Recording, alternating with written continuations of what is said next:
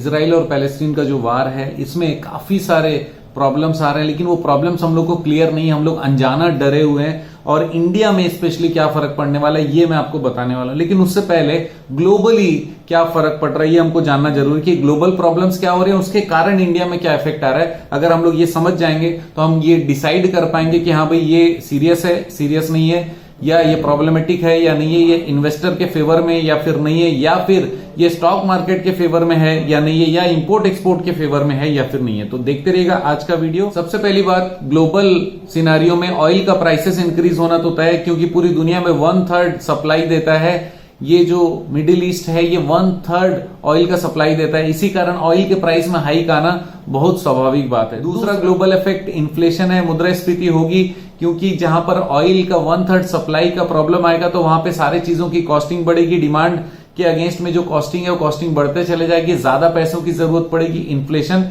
बढ़ना ही बढ़ना, ये ग्लोबल सिनारियो। तीसरा पॉइंट ये है, क्योंकि इन्फ्लेशन बढ़ेगा तो फंड की डिमांड बढ़ेगी, फंड की जरूरत पड़ेगी, फाइनेंस की जरूरत पड़ेगी, और इसी कारण फाइनेंस महंगे में होगा, इंटरेस्ट रेट ज्यादा हो जाएगा। अगला मुद्दा यह है कि इंडिया और इजराइल के ट्रेड रिलेशंस में क्या फर्क पड़ेगा। सबसे पहले बात करते हैं एक्सपोर्ट का, कि इंडिया 1.8% अपने टोटल एक्सपोर्ट का इजराइल को करती है, पेट्रोलियम प्रोडक्ट का एक्सपोर्ट करती है, तो ये एक्सपोर्ट को असुविधा होने वाली, सप्लाई चेन को असुविधा होने वाली है इस वार से, अगर ये लंबा चलता रहा तो। दूसरा इंपोर्ट की बात करते हैं, इंडिया इजराइल से मशीनरी परचेज करता है, इंपोर्ट करता है, पर्ल और बहुत सारे जो प्रेशियस स्टोन्स हैं, पत्थर होते हैं जो कि हम लोग ज्वेलरी में यूज करते हैं, वो सारा चीज इजराइल से परचेज करते हैं, तो उसका भी थोड़ा सा फर्क पड़ने वाला है। ये तीसरा प्रॉब्लम है करेंसी, क्योंकि रुपये का डिप्रिसिएशन हो जाएगा और महंगा हो जाएगा इंटरनेशनल ट्रेड करना इंडिया के लिए, लेकिन थोड़ा सा महंगा हो। तीसरा एरिया है फाइनेंशियल मार्केट। सबसे पहली बात इक्विटी मार्केट की बात करते हैं। अगर इंडिया में हम लोग बैठे हैं और इक्विटी मार्केट की बात कर रहे हैं तो केवल वही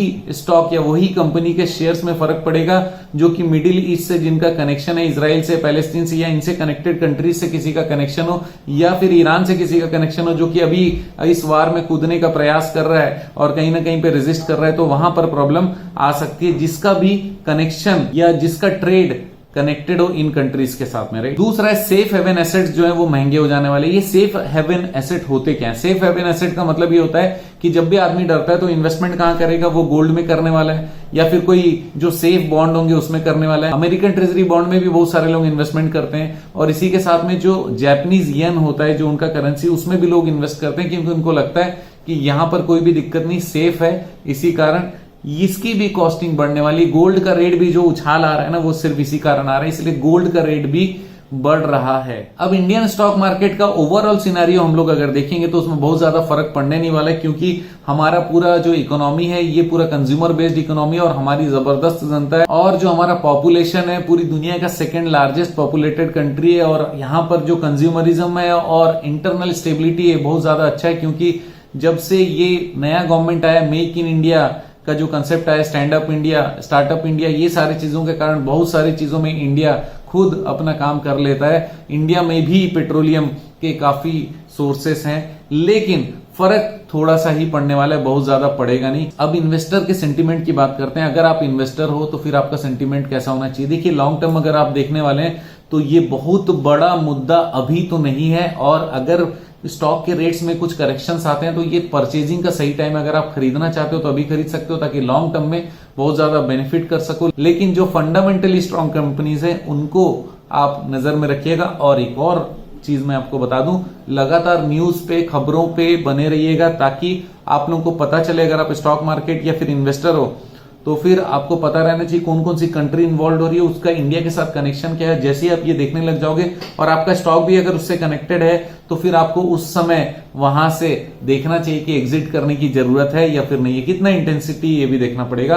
तो जितने भी इन्वेस्टर है वो पैसा बनाने का टाइम है, खरीदने का टाइम है। स्टॉक मार्केट बहुत ज्यादा प्रॉब्लमेटिक नहीं है, और आप जहां पर आपको लगता है फंडामेंटली स्ट्रांग कंपनी है, कम रेट में मिल रहा है, अगर खरीदना चाहो तो सही समय हो सकता है। तो अपने विवेक से विचार करिए, और मैं बताऊं बहुत ज्यादा डरने की जरूरत नहीं है। जबरदस्त काम करिए, और जो भी आप काम कर रहे हो उसमें सफल हो जाइए, ऐसी हमारी शुभकामनाएं। आप जानते हैं मेरा मिशन है हमेशा आप लोगों की मदद करना और समय पर सारी जानकारी देना। आपका दिन जबरदस्त हो, शुभ।